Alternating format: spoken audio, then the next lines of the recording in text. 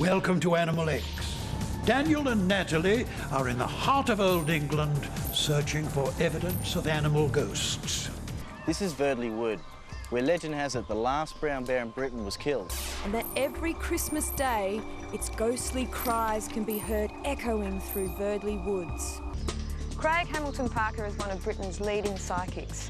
He knows nothing about the history of the Verdley bear or this area. Tonight, he'll finally settle the question.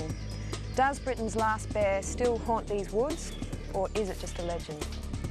How do you get in contact with animal spirits in particular? Well, we get in contact through mediumship.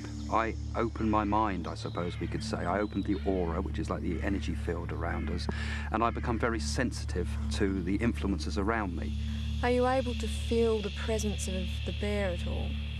What happens with places like this is people would imagine coming down here at night, the dead of night. It would be a very frightening place where I feel that you would feel like you're being watched and so forth. And I think there's still a sort of a feeling of the energy of hunting in the air around here.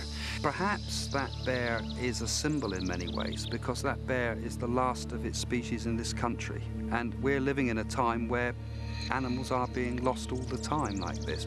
So, if anything, we should be afraid, but afraid of what it represents in some ways, because it represents the last of its kind.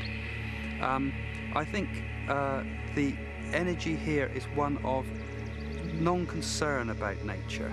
People that lived here didn't have any feelings and thoughts about the animal welfare, and perhaps that's something we can learn from these ruins.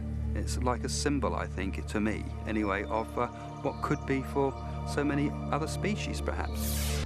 Time's getting on, so let's see what happens when Craig Hamilton Parker and his psychic colleagues try to get in touch with the ghostly bear.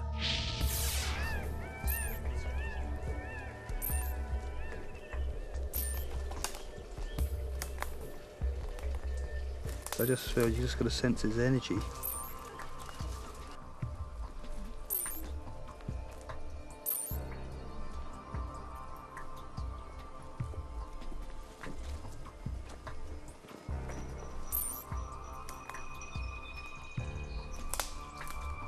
I think when you stop there, you can feel the energy. I think, I couldn't work out if it was just the being in the forest, but I felt like you could feel the energy as you walked in there. Does it feel good or bad or indifferent? It feels good. I was almost sensing some feasting, but I don't know if that's my imagination.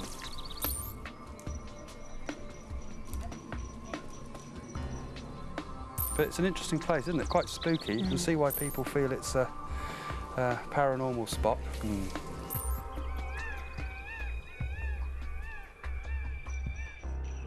Hi guys. Hey guys. Hello.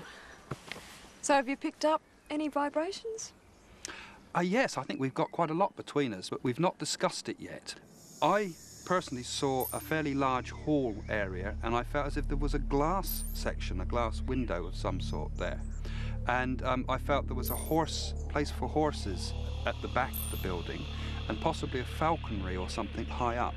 And I had a feeling that the building was, it wasn't totally symmetrical. There was one side that was more like a turret. It struck me more like a very solid house with a turret of some sort at one corner.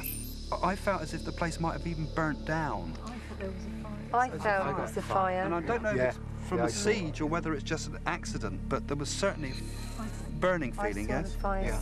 It was started and I felt it got out of control. So do you think the spirit of a bear still haunts this place?